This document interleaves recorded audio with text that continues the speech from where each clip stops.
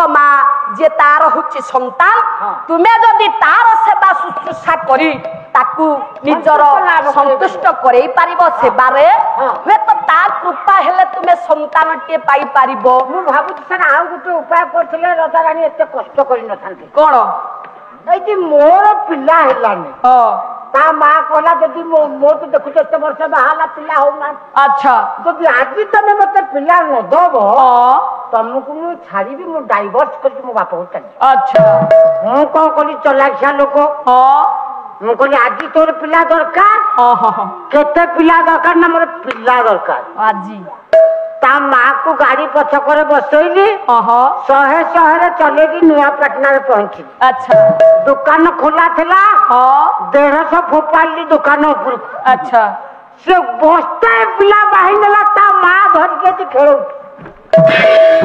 अरे कुड़ागार से काठ कंढे की प्लास्टिक की कंढे पिला मागी थला गोतन कोली गोते कोन नबु सहे गदे देची आई अरे फोन सर आउछ न हो के कहूची ता मां कोन हां कोन हैची भय लागुची ओ कोन केमती हबो सर हम घर फोन आइले ता मां को भय लागुची कौन भल लागुची भय लागुची कौन ताको भारी डर लागुची भय लागुची कोन मत भल लागु देखु ना ना भल न भय भय से को कहला भय कोन पे लागुची ए गोटी क्या घोटा गां मुंडिया घोटा तो हां हूं तो पाला को पळे आली पो तो कंपनी रे रहिला हां गोटे टोका को छाड़ी जाइथले से ताको जगी की सुए अच्छा ए टोका आज आसी नै अच्छा से सोइथला कोन ताको भय लागुची बोली फोन करूची हां केमती कोन अरे कोन करिया कहलु तार कुछ समाधान करके ताको फोन काटे अच्छा गोटा काम करे नहले कोन आम से जो गां मझे जो क्लब घरटा अछि से घर को पळा टोके सोसुती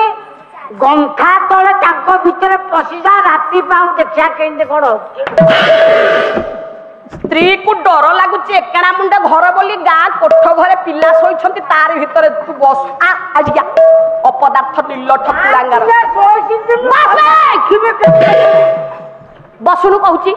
कथा न मानिले पिठरू चोपा छड़ी दे तम बयस केते बिहारी बाबू मोर आज्ञा बर्तन 48 की धरि 48 वर्ष आउ बाहा हेले नै कोन पाई काहे जे बाहा हेले नै बताउ ना पचारुची कहू न ठीक मते बयस होइथे बाहा होबा कोई आज्ञा अच्छा मो बापा ठीक कले नरसिंहपुर रे गोटे बंधु घर ठीक कले कटक जिला नरसिंहपुर ई संग हम आज्ञा पळे गलो भाता गोटे समय प्रबल खरा आछि लाइन की ससुर घरे गाड़ी रही रही हां जहाँ समस्त प्रकार व्यवस्था कराई थला जुआया ठंडा ठंडा टिके पियापी कलु किछि समय बसला पर मु हटो बाबा को पठाइलो बाबा एते गुडा बाटा में आइतु दी संग झियोटा को टिके देखै देले हमें शीघ्र शीघ्र कि पळांतु बस बस बुढ़ा कौन कहले मो ससुर जी हेबे झियो तो देखिबो आमे तमे मो ससुर जुआई टिके कथा वार्ता हे कि चिन्हा चिन्ही होबा मो सासु थांता बा मु आउ एते व्यस्त कर न थांती ताकू देखि देथिले मु जानि टोकी था सासु नाई ससुर बड़ बुढ़ा एकेला हां कहले बाबा काहे एते व्यस्त होछ हां तमे झियो बाहा कहछती अच्छा अच्छा बाहा हबारे किछि असुविधा नाही बाबा मु तुमको झियो देबी गाँव मन गोटे दंभ पशिगला मोर देवी जे तीनटा कथा जदि मोर तमे रखिब ताले मो झियो को मु तुमको देबी ससुर जुआई की कहिला आ लाज करिवो कोन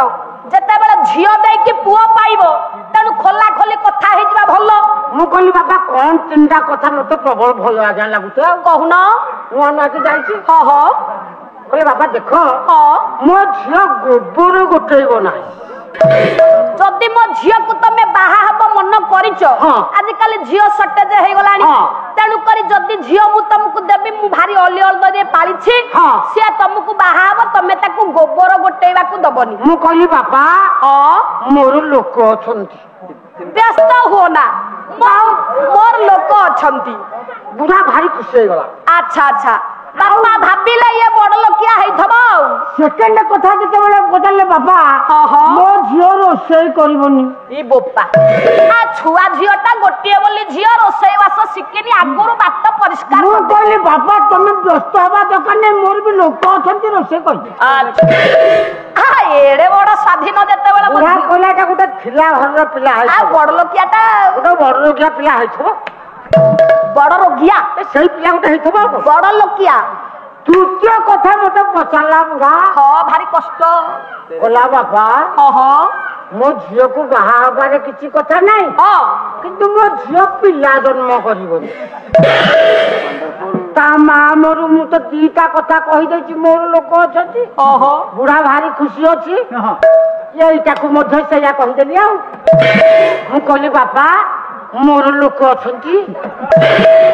बदमाशी कोठी करो के मारो आज्ञा मु आपन को मिछ कहू नहीं धड़ा थिला जो धड़ा दिया आइतला कबाट धड़ा से धड़ा को पकई देला मो बात भी मते एमिते बाड़े नथला इच्छा बाड़ेला गाम गाड़ी छाड़िला ये मुहा के आइति जे पर्यंत मोरा बाबा को इच्छा नहीं काजरे पछिमे क्या गोड़ धोई हेबी किया एठी तो सही तो सांग कहिला रे झियो देखिया को किया आउथिलु रे उठलु रे चंडा किया आउथिलु रे एठी कथाटा जथा पुआ सेई दिनु आ बाहा हेई आ मोर मने पकोन धर्म कार्य कले म भाजु ना कि धान कर दर्शक बंधु आमर ये कार्यक्रमटी आपण मानकु केमिति लगे आउरी नुआ नुआ भजन एवं कॉमेडी देखिया पई आमर चैनल को लाइक शेयर सब्सक्राइब करिया पई भूलिए नहीं। रहउची नमस्कार।